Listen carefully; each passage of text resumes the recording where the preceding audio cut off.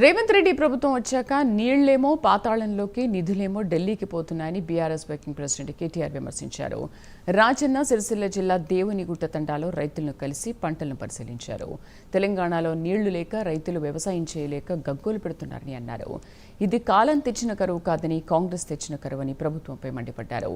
కాళేశ్వరం నీళ్లు రాక తుంగతుర్తి, సూర్యాపేట, కోదాడ ప్రాంతాల్లోనూ వ్యవసాయం సంక్షోభంలోకి వెళ్లిపోయిందన్నారు.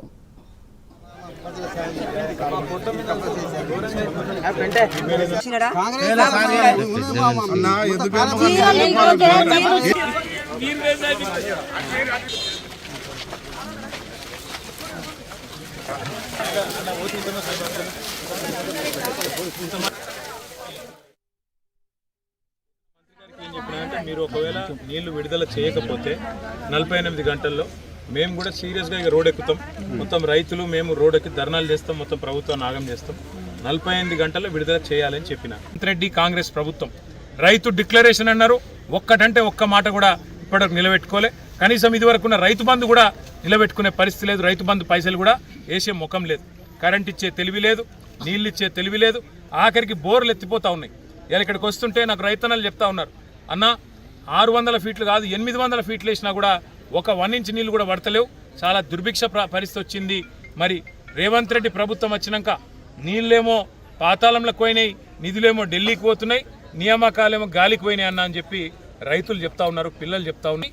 వెంటనే విడుదల చేసి ఎండిపోతున్న పంటలను ప్రభుత్వం కాపాడాలి. కాపాడకపోతే వదిలిపెట్టం.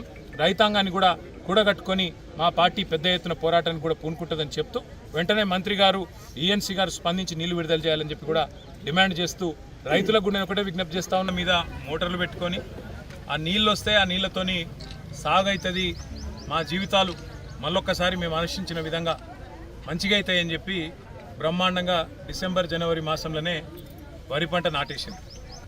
ఆనాడు మేడిగడ్డలో కూడా ఏదో కుట్ర చేసి మొత్తానికి ఒక పర్రె పడేటట్టు చేసి ఆ పర్రెనే ఈరోజు ఒక పెద్ద ప్రమాదంగా చూపెట్టి ఆడికెళ్ళి నీళ్లు తీసుకోకుండా గత 15 నెలలుగా ఏదైతే ఒక కుట్రపూరితంగా కాళేశ్వరం పాడైపోయింది అని చెప్పి ఒక పిచ్చి ప్రచారం చేస్తూ ఉన్నారో ఇవాళ దానివల్ల రేవంత్ రెడ్డి యొక్క ఒక ద్వేషపూరిత వైఖరి వల్ల ఇలా జరుగుతున్నది ఏంటి అంటే పంటలు ఎండిపోతూ ఉన్నాయి. రాష్ట్ర వ్యాప్తంగా రాజన్న సిరిసిల్ల జిల్లాలో ఎండుతున్నాయి, అదేవిధంగా పక్కనే వేరే జిల్లాల్లో ఎండుతున్నాయి. చివరికి కింద అక్కడ కాళేశ్వరం నీళ్లు ఏదైతే ఎస్ఆర్ఎస్పి స్టేజ్ 2 కింద తుంగతుర్తి, సూర్యాపేట, కోదాడ దాకా పోతాయో అక్కడ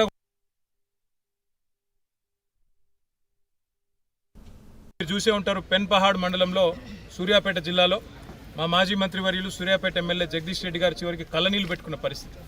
ఈరోజు మా దేవునిగుట్ట తాండాలో రాజన్న సిరిసిల్ల జిల్లాలో ఈ రైతులు మొత్తం లంబాడ రైతులు, గిరిజన రైతులు. ఈ అమ్మాయి పేరు సంగీత గారు. ఇది ఆమె పొలము, ఆమెకు ఒక 5 ఎకరాలు ఉంది. ఇవాళ మొత్తం పొలమంతా ఎండిపోయిన పరిస్థితి. నేను అడిగిన సంగీతాన్ని, ఎందుకమ్మా మరి నాటేసినావు అంటే, అన్న మల్కపేట రిజర్వాయర్ల నీళ్లు ఆడ ఉన్నాయని ఆడికెళ్ళి కేసీఆర్ సార్ కాళేశ్వరం ద్వారా నీళ్ళు వచ్చినాయి కాబట్టి మాకు విశ్వాసం వచ్చి మేము పంట వేసుకున్నాం. కానీ వీళ్ళు వచ్చినాక కాంగ్రెస్ వాళ్ళు నీళ్ళు ఇస్తలేరు, నీళ్లు విడిస్తలేరు, దాంతో ఎండిపోయే పరిస్థితి వచ్చింది అని చెప్తా ఉన్నది. నేను అడిగిన అమ్మాయిని, మరి రుణమాఫీ జరిగిందా అన్న, రుణమాఫీ కాలే. పోనీ రైతు బంధు పడ్డదా, రైతు బంధు పడలే. పోనీ బోనస్ వచ్చిందా, బోనస్ రాలే. ఆఖరికి నీళ్లు కూడా రాలే. అంటే ఇది ఈరోజు ఈ రాష్ట్రంలోని పరిస్థితి.